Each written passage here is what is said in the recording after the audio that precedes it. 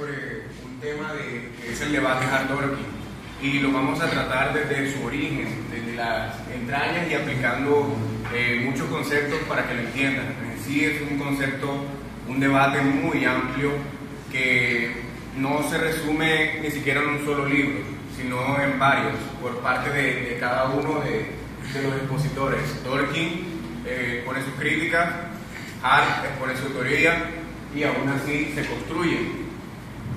Aquí el debate principalmente consiste entre dos concepciones, lo que es el derecho positivo y el derecho natural, el jus naturalismo y el jus positivismo. El jus positivismo tiene que ver con el derecho escrito, meramente formal y muy metodológico. Aquí el derecho positivo, el positivismo jurídico ya sistematizado, tiene tres divisiones, que son tres tipos de derecho positivo, que es el derecho positivo, el positivismo jurídico metodológico, que básicamente separa la moral del derecho.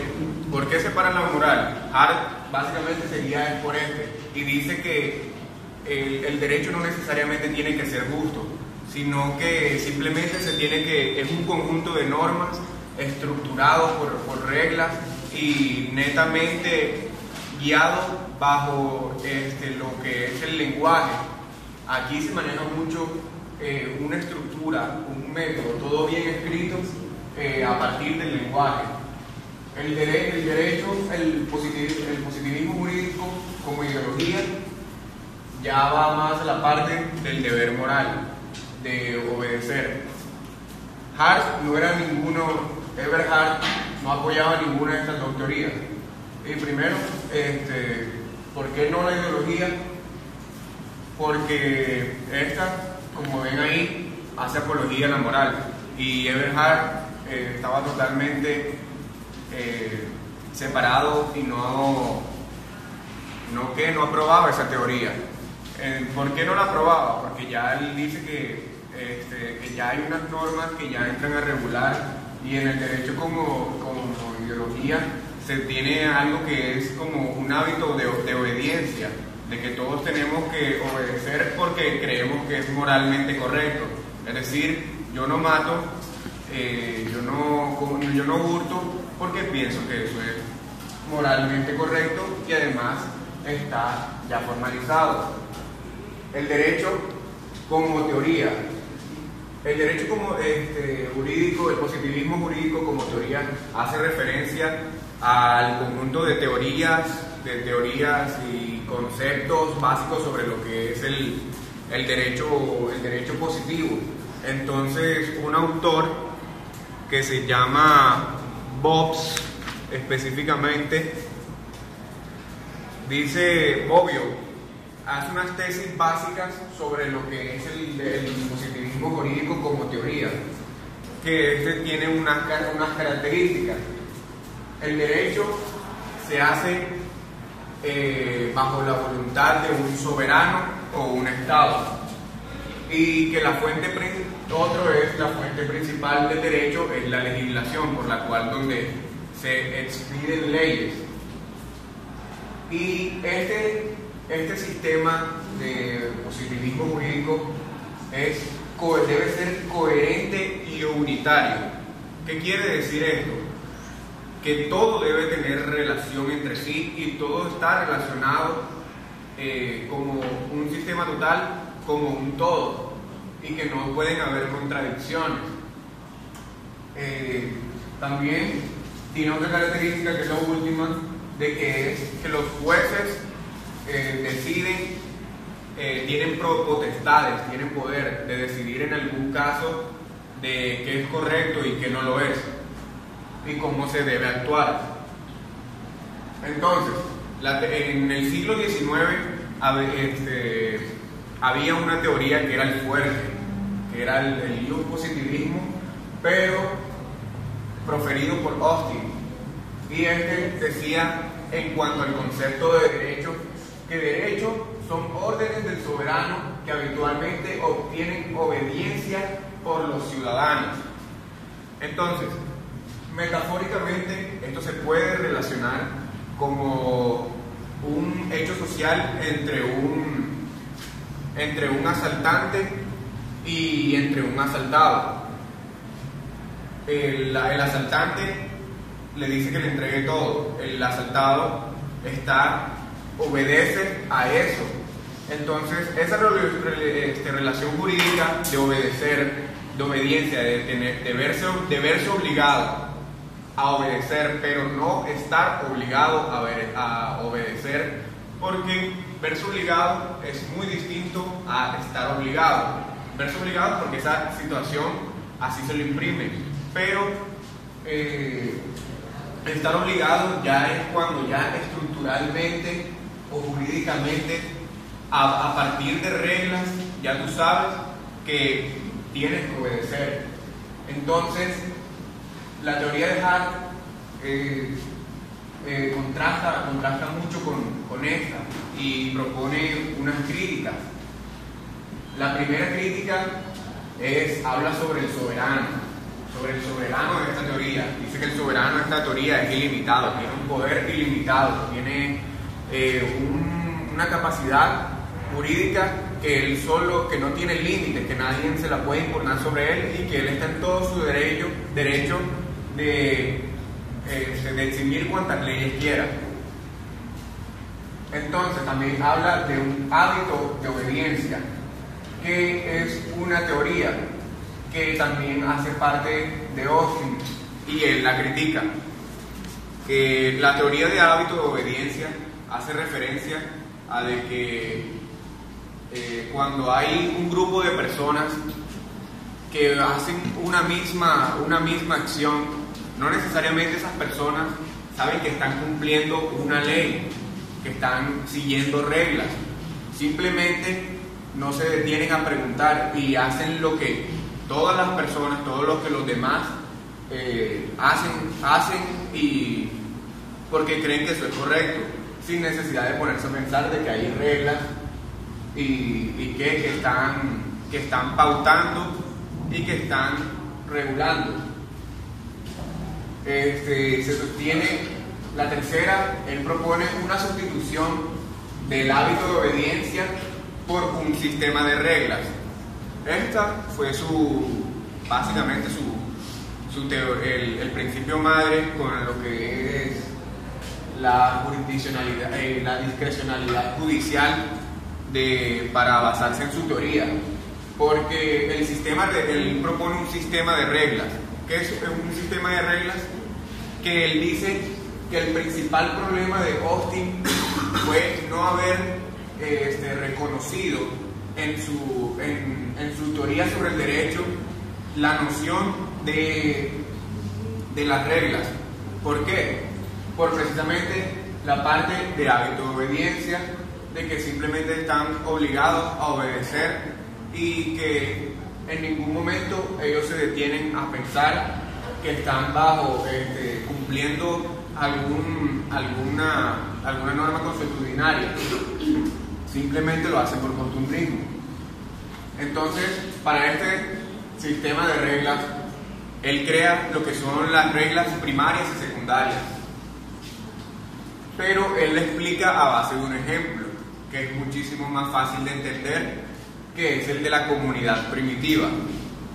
Entonces, para explicar este ejemplo de la comunidad primitiva, imaginémonos todos una comunidad primitiva donde solo el derecho apenas está comenzando y somos un grupo de personas que estamos haciendo derecho de manera escrita, formal, y que solamente estamos haciendo reglas primarias. ¿Qué son las reglas primarias? Aquí son las reglas que dan directrices, dan un comportamiento a seguir, acciones, deberes, acciones negativas, positivas, lo que debemos o no hacer, obligaciones civiles, por ejemplo, una de que los padres tienen que sostener a sus hijos. Esas son reglas primarias.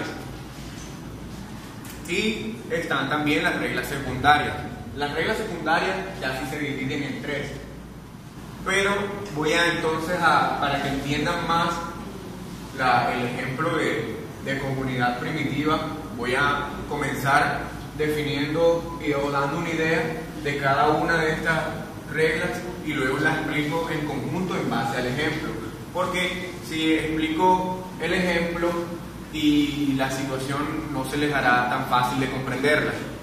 Entonces, las reglas secundarias hacen referencia al otorgamiento de potestades públicas o particulares, y también sirven para crear o modificar y extinguir o determinar diferentes efectos de las reglas. Hay reglas de reconocimiento, reglas de cambio y reglas de adjudicación. Entonces, ya tenemos una idea de lo que son estas dos reglas. Y ahora volvamos al ejemplo de la comunidad primitiva. Hay una comunidad primitiva donde solamente se expiden leyes primarias, que es qué debemos o no hacer. Pero entonces hay un momento en donde el grupo comienza a tener ideas distintas, comienza a haber dudas, comienzan a pensar diferente de que eso no es necesariamente para todos y comienzan a pensar particularmente. Entonces, ¿por qué lo hacen? Porque no hay incertidumbre de lo que es el derecho principalmente, no hay una figura, un simbolismo de que verdaderamente digan qué es derecho, simplemente solo están diciendo qué se debe y no hacer. Entonces, para que estas dudas se solucionen, porque entonces algunos no obedecerán, un grupo de personas dirá yo no acepto esto y otros sí. Entonces, ¿cómo se le va a imponer una cosa sobre la otra? Bajo una regla de reconocimiento. La regla de reconocimiento hace referencia a una regla de etiqueta, a una regla alfa y omega que reine y que tenga peso sobre lo demás, sobre las demás reglas. Básicamente, cuando la sociedad primitiva se encuentra de dudas, él de alguna forma, una regla de reconocimiento saldrá por algunas personas, una parte del grupo, y dirá y expondrá una regla de reconocimiento con autoridad, básicamente en ese principio de la autoridad, pero con razones con las cuales unirá a todos y cada uno de los integrantes de esa comunidad. Luego existe otro problema. Todo va bien hasta que se ve un derecho estático donde no surgen cambios. Para eso están las reglas de cambio que hacen parte de la secundaria, de que trata ese principal problema del derecho de la parte estática. La parte estática donde solucionan todo la parte, esas reglas solucionan la parte donde el derecho no tiene, siempre ha sido una misma secuencia. Entonces esas buscan cambiar, modificar, para que esa sociedad avance. Esas mismas reglas de cambio se hacen una asimilación a lo que hoy conocemos como el fenómeno de la derogación, que busca derogar leyes según la necesidad de la misma sociedad. Entonces eso pasa, se introducen reglas nuevas y reglas antiguas y así van cambiando. También se otorgan potestades de carácter público, legislar, crear leyes, derogar, como de carácter privado, que es potestades limitadas de legislar, pero a cierta persona. Luego están las reglas de adjudicación, y ahí viene una parte muy importante de que cuando en la comunidad primitiva no se sabe están en un choque sobre que unas personas dicen que tal cosa es bueno, que una persona cometió un delito y ese delito, digamos, todo el grupo está separado. Unas personas piensan que sí lo apoyan y otros que no.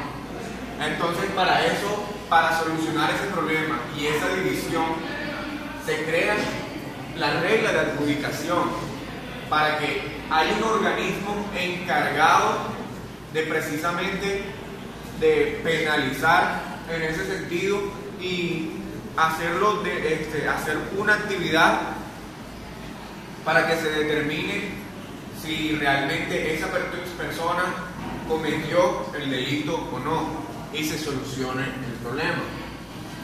Entonces, Hart, principalmente su teoría, dice que el derecho actúa de manera funcional. No lo define así conceptualmente, sino define su forma de actuar. Y su primera, como ya les dije, el derecho como un complejo de reglas primarias y secundarias. Ahora, su segunda teoría habla sobre la discrecionalidad judicial. En esta discrecionalidad judicial trata dos casos, los casos fáciles. Voy a entrar, para los que no saben qué es discrecionalidad, yo he averiguado y la discrecionalidad judicial hace referencia a aquello que se hace libremente, es decir, bajo la voluntad propia. Y es, por ejemplo, es la facultad de gobierno en funciones que no están regladas. Acción de dejar a criterio de una persona. Entonces, discrecionalidad hace referencia a dejar el criterio de una persona. En este caso, cuando se hablan de casos fáciles y casos difíciles, se lleva ya a un monto en materia penal, donde a criterio del juez, que será la persona, se dirá qué cosa, qué se debe pugnar en ese caso. Entonces, están los casos fáciles. ¿Qué son los casos fáciles? Como su palabra lo dice, es precisamente todos aquellos casos que se repiten, que son como automáticamente, que son demasiado sencillos, claros, de que ya hay una regla, que puede estar regulando ese mismo hecho social. Entonces ya está prescrito. Pero los casos difíciles es todo lo contrario a los casos fáciles. Los casos difíciles es cuando ya entran en choque dos normas jurídicas, donde en materia conceptual, según el positivismo jurídico, su concepto, el concepto de lo que dicen las normas, no entra a responder precisamente y no soluciona el hecho social que se quiere pugnar. Entonces, ¿qué pasa cuando hay estos casos difíciles? El juez se ve obligado a decidir sí o sí. Entonces, eso es un básicamente problema. Cuando no se tiene una norma o una regla, él tiene que decidir sí o sí, pero entonces, como el derecho positivista está alejado de la moral, entonces el juez no va a actuar según bajo criterios morales, sino ya básicamente por razones o hasta por ejemplos de que se toman también casos similares, la jurisprudencia, la costumbre, donde se comienzan a estudiar y la persona que está defendiendo por ejemplo, al sujeto va a decir y va a traer esos casos similares para que el juez se guíe por ellos y pues pueda conseguir lo que en ese caso, digamos, el reo quede libre. Entonces, ahí hay una discrecionalidad, todo queda bajo el juez y no toma con mucha importancia la moral, simplemente lo toma como de forma secundaria, de lado, y no le presta más, tanta atención. Luego está también las críticas de Dworkin. Las críticas de Dworkin fueron hacia el youth positivismo. Él no era, se dice que es youth naturalista porque obedece y hace apología a la moral. Entonces él hace defensa a los principios, siempre cree en los principios, pero los principios que son, aquí también son definidos como lo que hace referencia a la justicia, la equidad. Mientras las normas se aplican o no se aplican, los principios dan razones para decir en un momento determinado, pero a diferencia de las normas, su enunciado no determina los contenidos de su aplicación.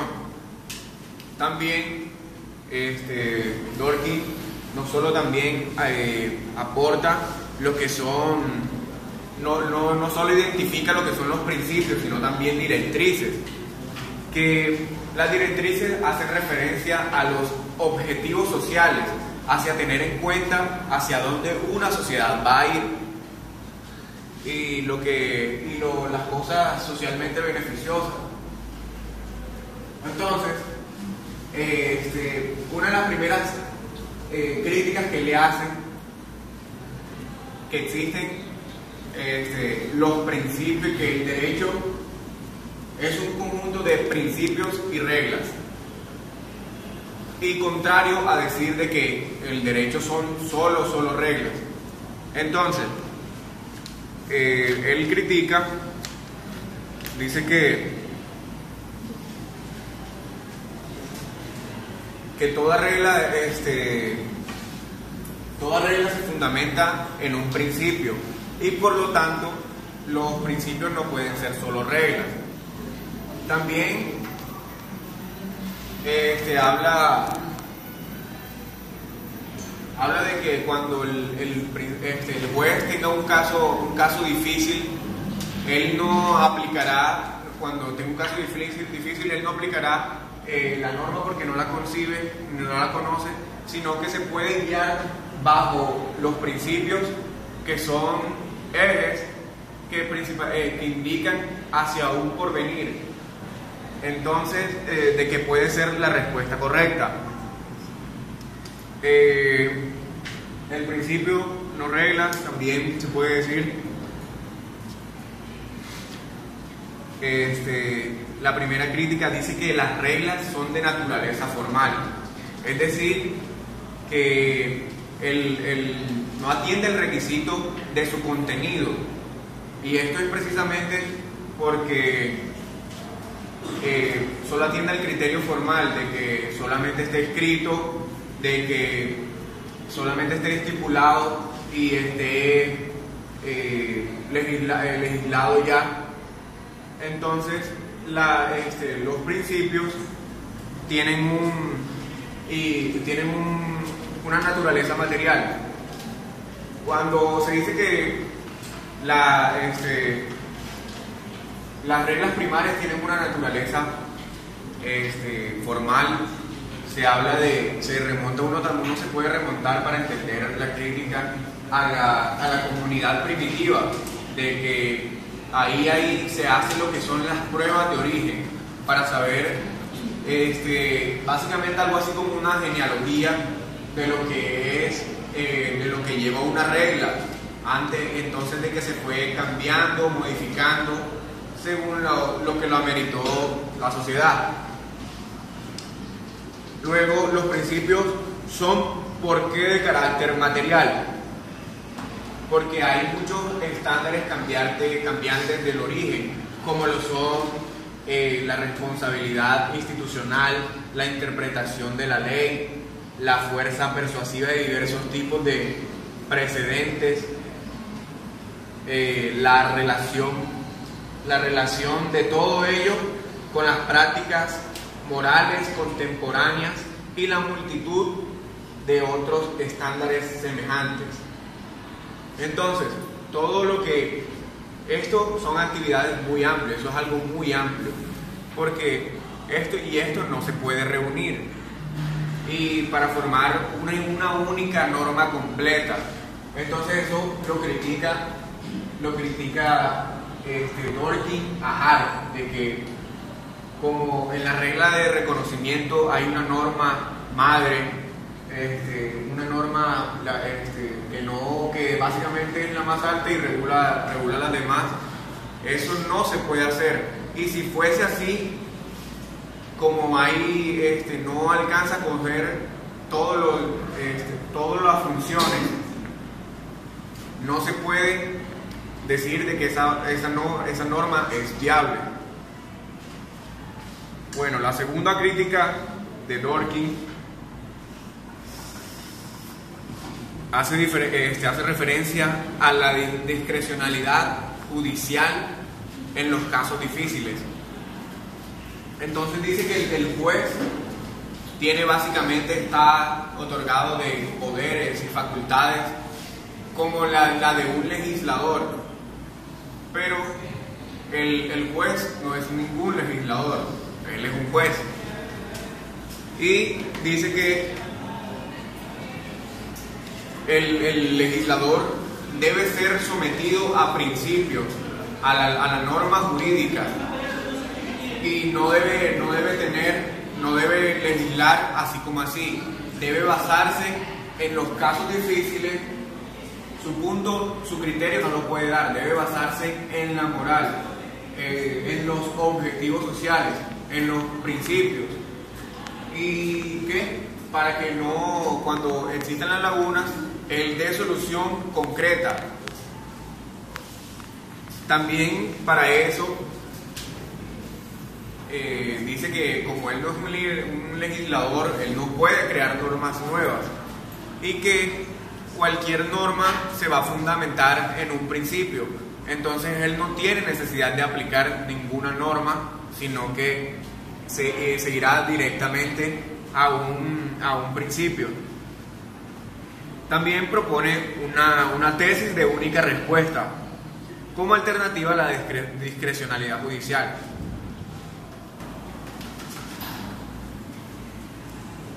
Que cuando existen los casos difíciles, como existen normas, reglas y principios, el juez debe encontrar una respuesta al caso y lo que debe decidir es entre por qué cosa guiarse.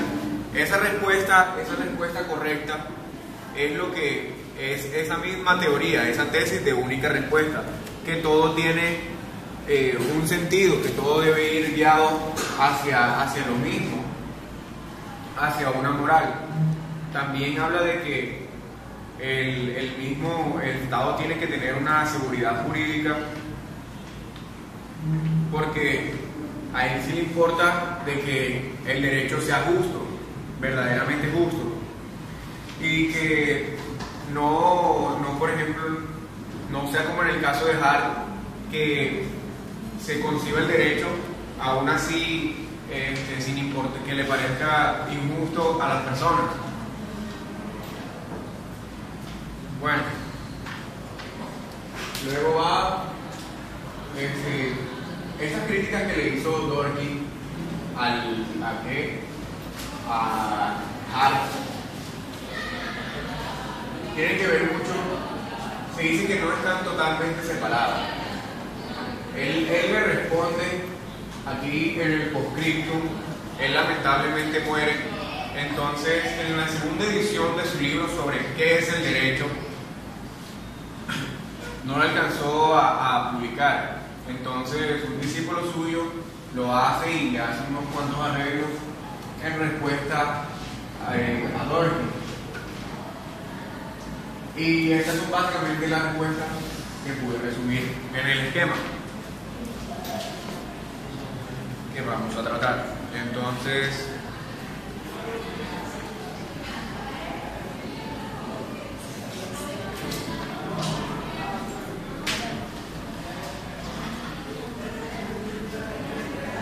En el postscriptum, Harley responde a Dworkin con algo que se llama la arbitrariedad.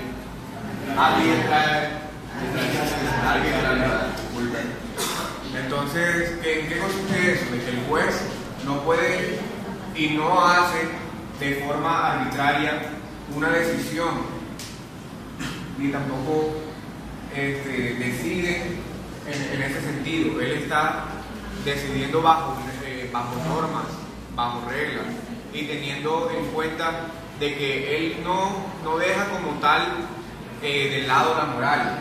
Él simplemente dice que la moral, la jurisprudencia, la costumbre se tienen que incluir en eso, en el positivismo, pero que no de manera principal, sino secundaria, como ayuda, como simples guías para lo que es la decisión que él debe tomar. Entonces,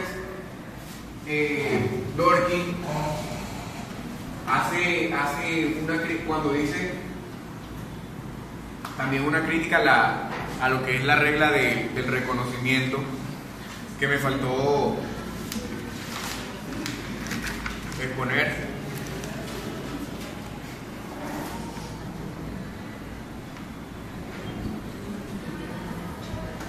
Que dice que cuando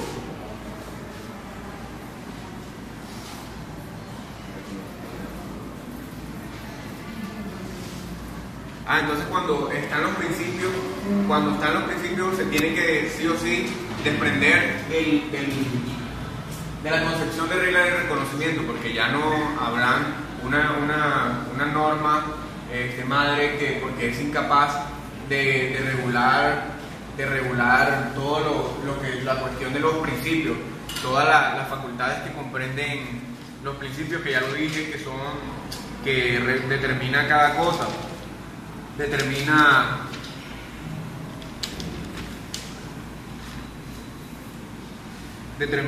la interpretación de la ley, la fuerza persuasiva de diversos procedentes, la relación de todo ello con de todas las prácticas morales y contemporáneas, y la multitud de otros estándares semejantes, porque la sociedad es muy amplia y muy compleja. Entonces no se puede hablar y constituir el derecho de una forma general, porque el derecho los hechos particulares son muy variados, y por haber tanta cantidad de personas en el mundo, estos mismos hechos sociales que son la causa de que varíen. Entonces él habla de que la regla de reconocimiento él la malinterpretó, de que Dworkin malinterpretó la regla de reconocimiento, y dice de que así como hay un problema, él dice que hay un problema de jerarquía,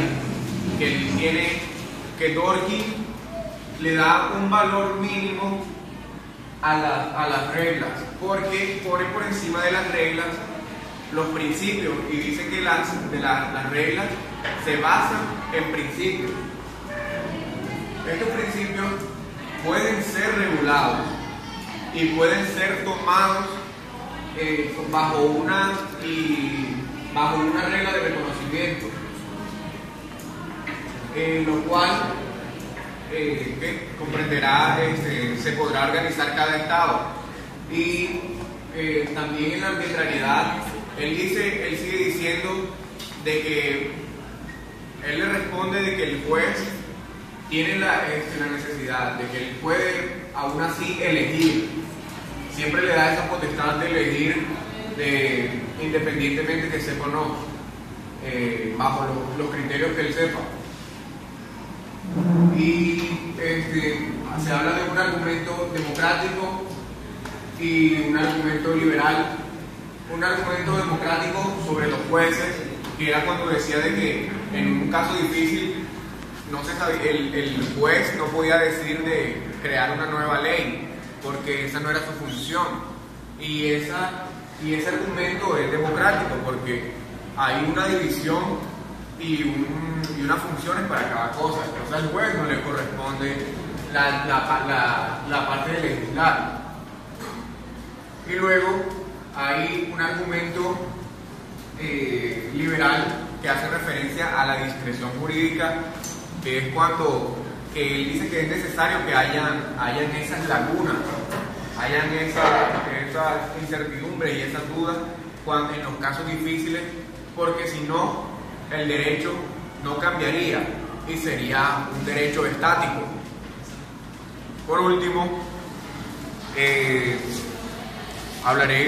diré un mínimo de la biografía de Dworkin, que es un profesor estadounidense que nació en Massachusetts el 11 de diciembre de 1931, estudió en Inglaterra, fue filósofo de derecho, catedrático, profesor de derecho constitucional, estudió en Harvard, abogado también fue empleado en la Universidad de Oxford, en la Universidad de Nueva York, en la Universidad de Londres. Eberhard nació el 18 de julio de 1907 en Harrogate, Reino Unido, y murió el 19 de diciembre de 1992 a los 85 años. Y estudió en Oxford del Reino Unido. Se dice que era ateo, jurista, profesor, filósofo, y estudió y trabajó en Oxford como en la jurisprudencia y en el Brasenose College de Londres. Y por último, mi opinión sobre por cuál corriente me guío y por cuál corriente estoy de acuerdo. Yo estoy de acuerdo con Dworkin, pero sin embargo siento que se complementan como entre los dos. Siempre el derecho siempre tiene que tener una moral. Yo siempre digo que yo creo que cada persona conoce lo que es bueno y malo, y siempre deben haber esos objetivos sociales en general. Y en alguno de estos casos, el juez, para que haya una seguridad jurídica de creer de que hay justicia, de que el derecho sí sirve, uno tiene que conseguir la cuestión de los principios. Y de que para Hart eso no tiene tanta validez, porque no importa si el derecho es justo o no lo es. Y listo. Ya está. Gracias.